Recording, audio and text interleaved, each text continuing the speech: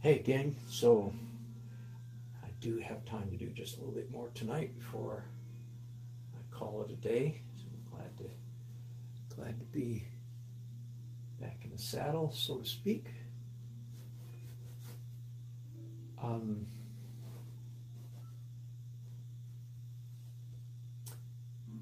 Just doing, as I said in the description and the title there, a first rough sketch of some of these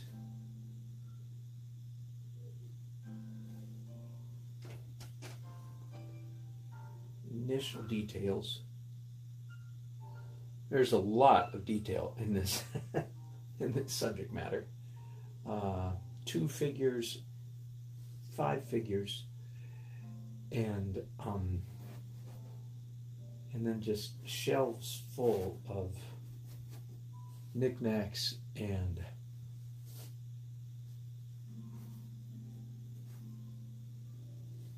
knickknacks. I'm looking over here at the picture of my bride and groom.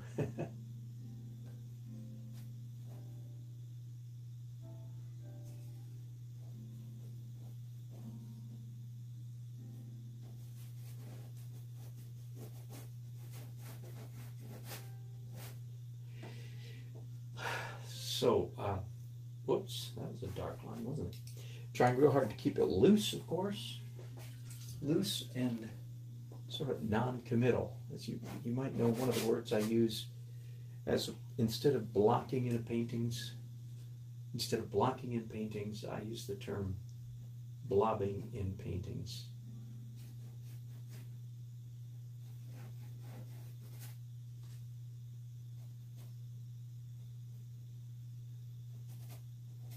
When you blob in, my head's way too much in your way there, isn't it? Let me move you a little bit. Sorry about that. When you blob in a painting, you're freer to change your mind. You're not committing yourself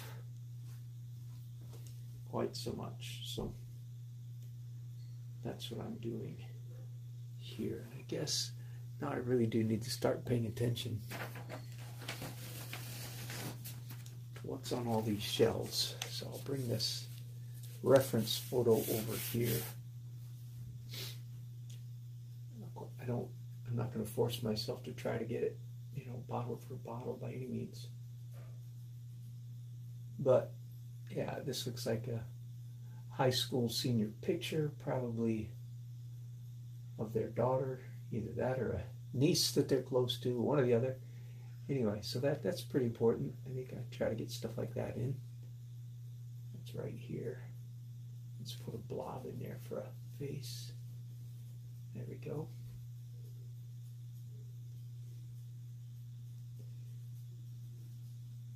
Next shelf down, basically 3 bottles with tapered necks, etc. So not a lot to talk about. It's certainly not going to make you I know what I can do. I can start roughing in some of the color on these, can I?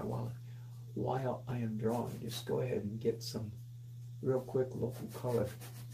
Great idea, Dan. Thank you very much. Thank you very much. Glad I thought of it.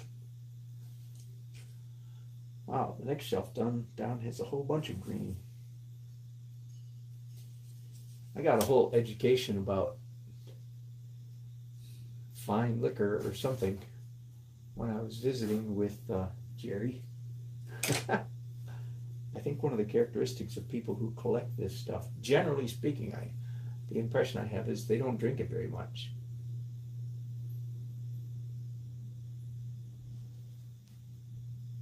It's kind of funny, isn't it? The people who are addicted, who wouldn't be able to keep their hands off it, don't have it. At least, anyway, I won't go down that commentary anymore.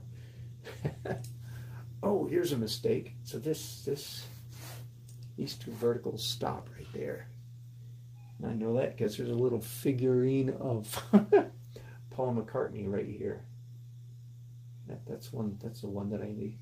That's one that I need to get correct. Oh, wait a minute. Wasn't Paul McCartney, didn't he play backwards? If I got the wrong Beatle. Which one was it that played backwards? Surely they wouldn't make that mistake in a figurine. Nah, I must be wrong. Okay. Paul McCartney played right-handed and somebody else played left-handed.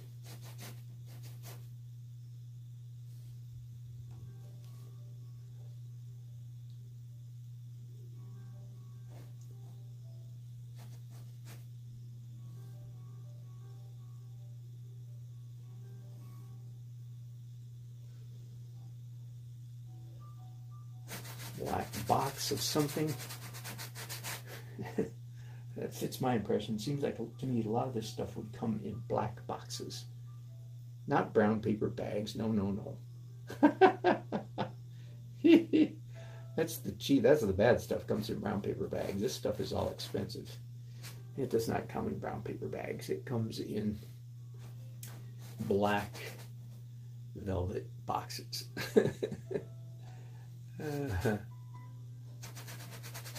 One thing's for sure, whoever makes this stuff, they really believe in their art. It's an art form to them. There's no question about that. It's a real art form. And now I'm doing something I almost never do. I can't remember the last time I did this. And that is going ahead and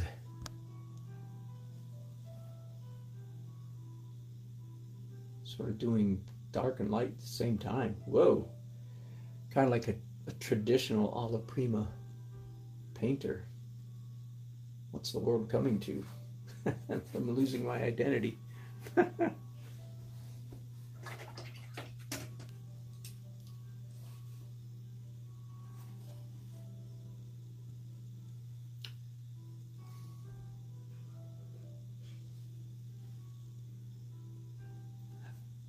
A very important characteristic of my painting process, again, if you follow me, you know this already, but is that all the stuff that I'm putting down now, except of course for that breaking the rules white right there, all the stuff that I'm putting down here is transparent, and that's very, very important to the final look. And again, forgive me repeating myself so often, but if you want some category to slap me into, say that Dan Nelson guy, yeah, the answer is I paint transparent. That's the word. Not the only one by any means, but that is the chief descriptor. So all these acrylic colors that I'm putting on right now, and I think you know this already, but all these little containers are pre-mixed with, they're about 50-50 glaze and paint. And that they're only that ratio, that high percentage of paint, because I typically use a liquid, an inexpensive, let me see, I don't think I have any up here. No. But I typically use an inexpensive liquid acrylic. The consistency of it is just perfect for my purposes. Rather than paying more money for a paint that doesn't play as well, I just pay. I get by with cheap paint, and everybody happy.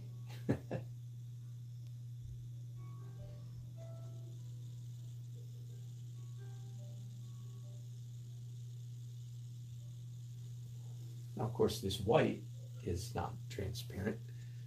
I don't have to say that, do I? Tell me I don't really have to say that.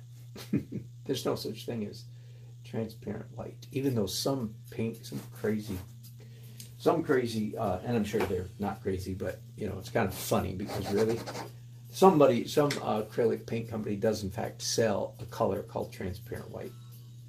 What they really mean is translucent white, of course, but because really a bottle,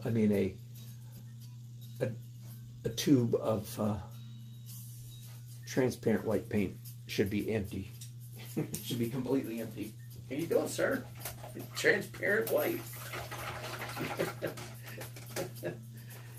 So I'm sure what they mean is translucent, but they can do what they want. It's their paint company. I don't want my students to be confused. But I saw this company and they sold transparent white paint.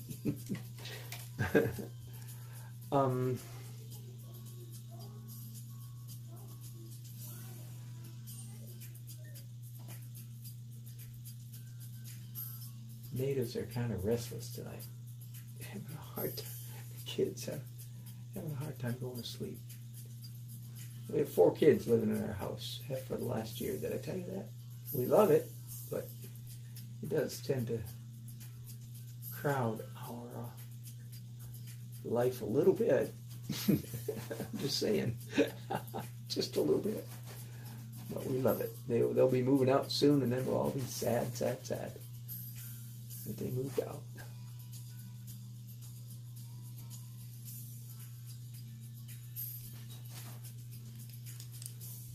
Yeah, so this is kind of fun, and not a bad way not a bad way to make a living. I have to remind myself that every once in a while. Just come on, wake up and have a reality check here. Come on, Nelson. Yeah, and I'm not rich yet. let me hasten to say. Yet.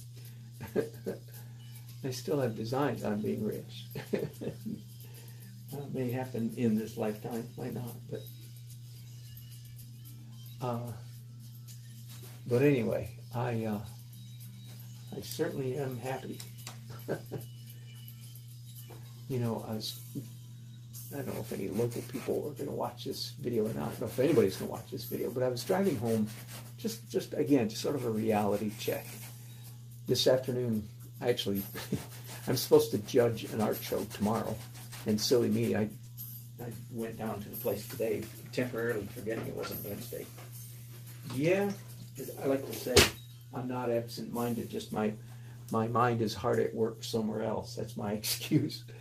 Anyway, I was driving home from that event. There's, who knows, 20, 30, 40, 50 people in this art competition.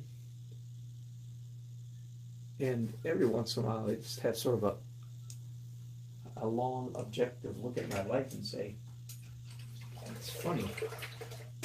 Why am I the one who's judging?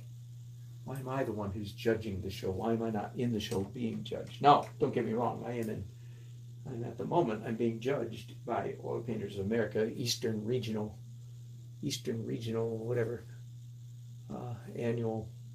So, and I hope to get in there. So some big dog somewhere is judging me. But still, even so, even on the local level, how come I'm the one that gets to judge everybody else? Well, Mr. Nelson, that's because you're good. Well, I'm not saying that. You know what I mean? Anyway, never mind. Every once in a while, though, I do go, I have a little objective wake-up call and a little bit of gratitude. Gratitude's a good idea. Gratitude's a very good idea. And we all should be very grateful. Man, I heard a great podcast on that today.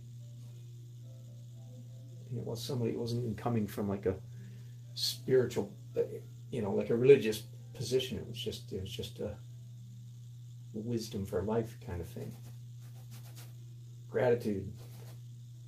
People who are ungrateful are not happy. People who are grateful are happy. It's basically what it comes down to. Okay, so this is again very, very unconventional for me, but evidently I'm going to go ahead and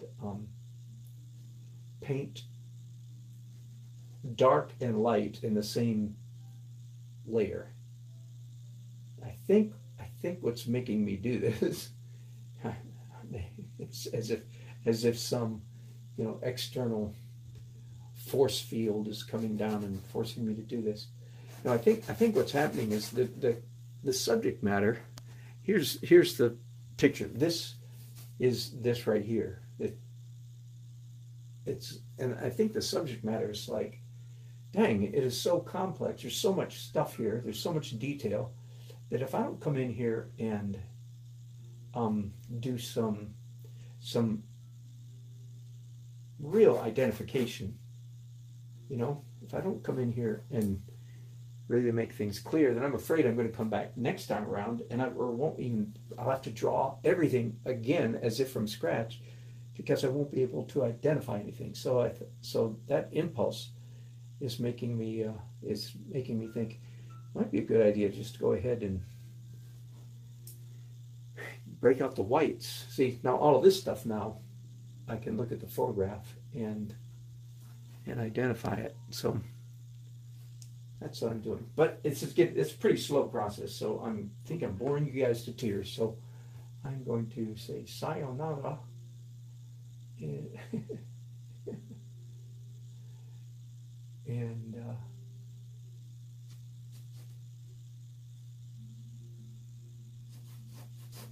And see you tomorrow. Okay? I will tell you that it is very nice, very, very nice to be able to wake up in the morning and say, hot dog, today I have to do a painting.